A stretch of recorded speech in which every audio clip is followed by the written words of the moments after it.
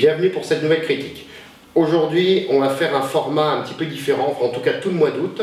Les vidéos seront peut-être un peu plus courtes car on va zapper la minute rétro, tout simplement parce que je vais manquer de temps sinon. On reprendra le format originel dès septembre. Mais je voulais quand même faire certaines critiques pour ce mois d'août, parce qu'il y a des films que je ne peux absolument pas laisser passer. Le premier de la série, c'est Ghostbusters 3, j'avais prévenu, je voulais absolument voir ce film et m'en faire ma propre idée, au-delà de toute cette polémique qu'il y a eu autour. On va en parler, mais d'abord parlons du film. C'est donc un film de Paul Feig, un réalisateur très connu, parce que très engagé sur la cause féministe, qui met souvent en scène des femmes, dont Melissa McCarthy, qu'il reprend également dans ce film-là. Il a réalisé Mes meilleurs amis, Les Flingueuses et Spy, entre autres. Donc, les autres actrices sont Kate McKinnon, Kristen Wiig et Leslie Jones. Donc ça, c'est pour le casting actuel. Alors, moi, quand je suis ressorti de la séance, qu'est-ce que j'ai bien pu penser de ce film? Premièrement, il y a un truc qui est assez gênant, c'est que c'est censé être un film drôle. Il m'a pas beaucoup fait rire. J'ai eu du mal un peu à faire le smile. Alors certains, ça les a fait rire, comme quoi tous les goûts sont dans la nature. Moi, ça m'a pas beaucoup fait marrer. Non pas que toutes les blagues soient mauvaises. Bon, il y en a quand même un paquet. Mais le vrai problème, c'est qu'elles sont toutes téléphonées.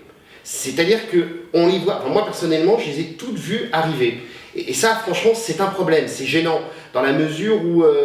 on ne sent pas d'originalité. On a l'impression que le film a été fait en reprenant les éléments de l'original avec Bill Murray, Dan Aykroyd, Ernie Huston, Sigourney Weaver, enfin qui font d'ailleurs des caméos. Tous dans le film ont répondu présent, dont des apparitions assez savoureuses quand même pour la plupart, avec une mention spéciale quand même pour Bill Murray, qui ne fait pas un simple caméo.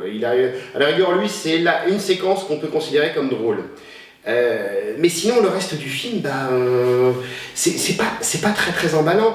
Les effets spéciaux, beaucoup ont un petit peu critiqué sur la bande-annonce, qui a fait une telle tollée sur le net. Ouais, ils sont pas très beaux. Enfin, moi, ils sont pas mal faits, c'est pas le mot. C'est juste que cette espèce d'ambiance un peu kitsch et extrêmement fluo, je sais pas, moi j'ai du mal à distinguer tout ce qui se passe. Ça m'a fait un peu bizarre. Maintenant, bon, il fonctionne, globalement il fonctionne. Moi, ce que j'aimerais vraiment parler, c'est l'ambiance globale du film. Comme je l'ai dit précédemment, il y a un problème sur l'humour, c'est-à-dire,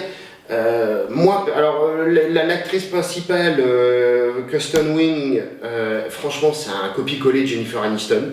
Un peu les mêmes mimiques, les mêmes trucs, la fille un petit peu prude, pourtant, elle ne vit que pour les beaux yeux de Chris Hemsworth, lui aussi, on a beaucoup parlé de lui, je viendrai dans la deuxième partie, parce que ouais, il est drôle, mais il est tellement con qu'au bout d'un moment, le côté drôle s'efface un petit peu, ça devient too much.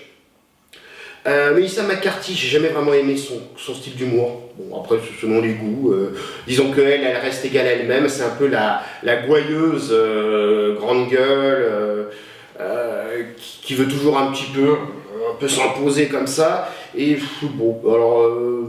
elle n'est pas mauvaise, c'est juste que j'accroche pas des masses. Alors Leslie Jones, j'ai détesté.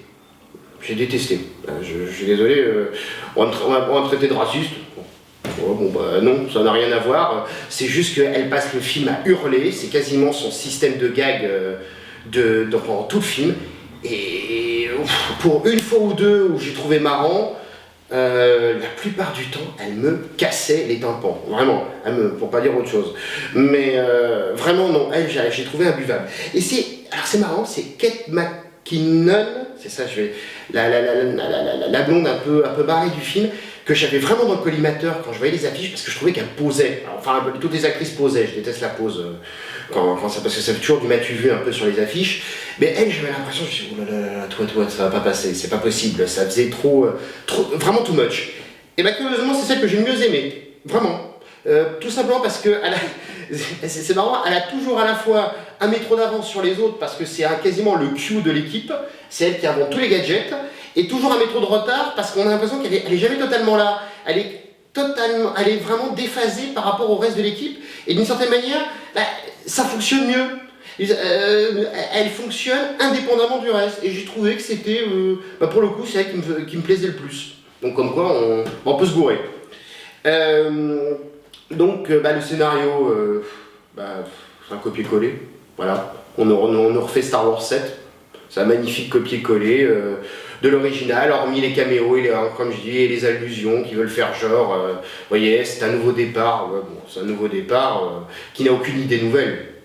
Même là, jusqu'à la fin, c'est la même chose. C'est une sorte, c'est pas un bibadum, c'est une sorte de oogie boogie géant. Mais vraiment, les deux se ressemblent. Même le bibadum fait une apparition clin d'œil. Enfin voilà, on enchaîne je vais faire plaisir aux fans, mais je vais pas prendre trop de risques. Comme dirait le réalisateur de Star Wars 7, je suis resté dans ma zone de confort. J'adore ce mot. J'adore cette formule.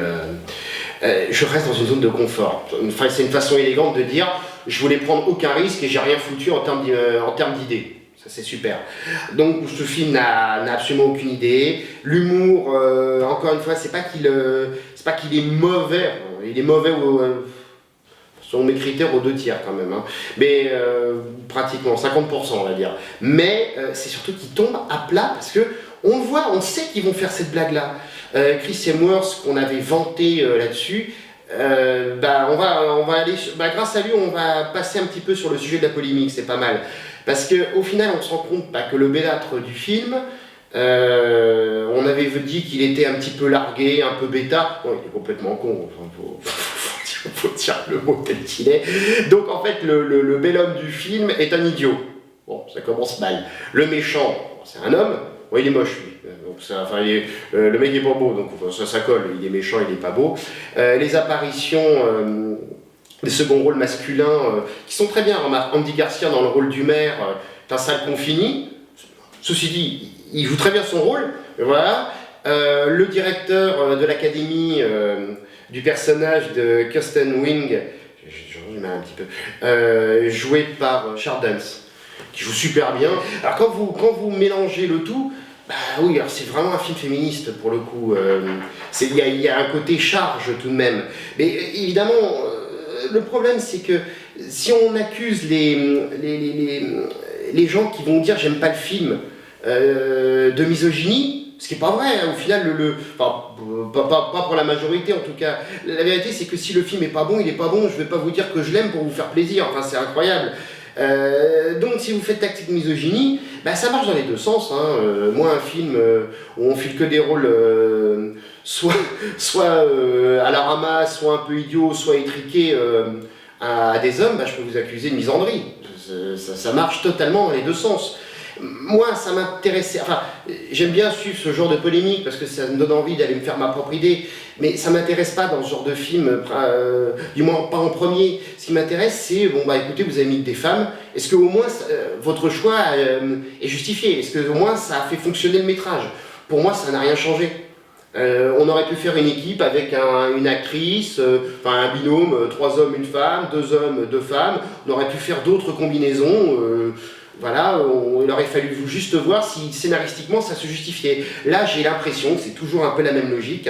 Il y a un type qui s'est levé, un prod ou un réal, sans doute un prod, plus à la base, il a dit « Hey, attendez, j'ai une super idée. On va faire un truc hyper novateur par rapport à l'original. Au lieu de mettre des hommes, on met des femmes. » Ouais, bon, ok.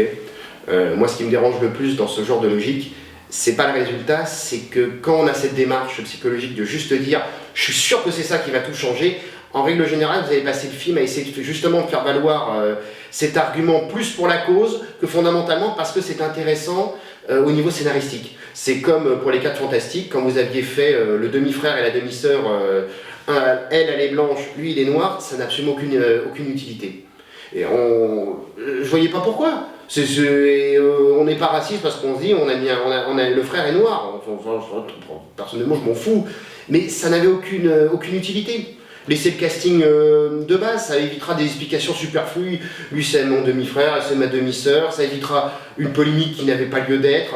Et au final, vous voyez, on a voulu faire une démarche. Comme ça, on a voulu vanter ça. C'est pas la seule raison, mais la démarche est pourrie et le film est pourri. Le but d'un film, c'est pas ça. Le but d'un film est de divertir. Et contrairement à beaucoup, excusez-moi, mais un divertissement a le droit d'être de qualité. C'est pas parce que c'est un divertissement qu'il faut me faire un truc qui se part dans tous les sens, qui n'a aucun intérêt. Non, il faut faire un vrai film avec un vrai scénario. C'est pas si compliqué que ça. C'est juste trouver des vraies idées nouvelles. C'est pas parce qu'on reprend Ghostbusters 3 qu'il faut refaire Ghostbusters 1 avec quelques idées du 2 par-ci par-là. Non, il faut faire un Ghostbusters 3, un nouveau film. Ça, c'est sympa. Et franchement, je suis sûr que ça aurait plu à un maximum de gens parce que c'est un nom qui est porteur. Ça aurait déplu à certains parce que dès que vous faites quelques changements, c'est sûr qu'il y en aura toujours pour dire ah c'était mieux avant, non, c'était peut-être que le précédent était mieux, mais on peut toujours faire un nouveau film et qui est bien. Donc il faut aller au-delà de ça, mais il faut le faire intelligemment en réfléchissant vraiment sur la question. Donc voilà, donc moi ce film, il n'y a pas de choses extrêmement riches à en dire, c'est un copier-coller, on a mis 4 femmes à la place de 4 hommes, bon, ça crée une polémique. Alors au final, est-ce que cette polémique était justifiée ou non? Non, si jamais on se réfère qu'à se dire j'ai mis 4 femmes, c'est une honte, faut massacrer tout le monde parce qu'on a commis un crime. Non, maintenant sur la démarche, il y a toujours de quoi s'en inquiéter. Et quand on dit s'en inquiéter, ça veut dire s'ils ont fait ça juste pour promouvoir l'idée que les femmes, peuvent faire la même chose que les hommes, c'est inquiétant parce qu'on se dit, au final, il y a des chances que le film, voulant tellement parler de ça, il va rien faire d'autre. Il va me faire un repompage, sans idée, sans nouveauté, et c'est ce qui se passe. Et on en arrive à la conclusion, oui, il y avait une justification, parce que le film n'est pas bon. Il n'est pas bon, donc le fait qu'il s'écroule au box-office, qu'il ne sera pas remboursé, c'est un four, comme la plupart des films de l'été. Parce que je pense qu'il y a une lassitude des spectateurs justement au niveau de ces repompages sans imagination dont on nous fait profiter ces derniers temps. Quand je dis ces derniers temps, ça fait depuis quelques années quand même. Donc, c'est disons un film ni plus ni moins que ceux que je vois récemment dans la même tonalité.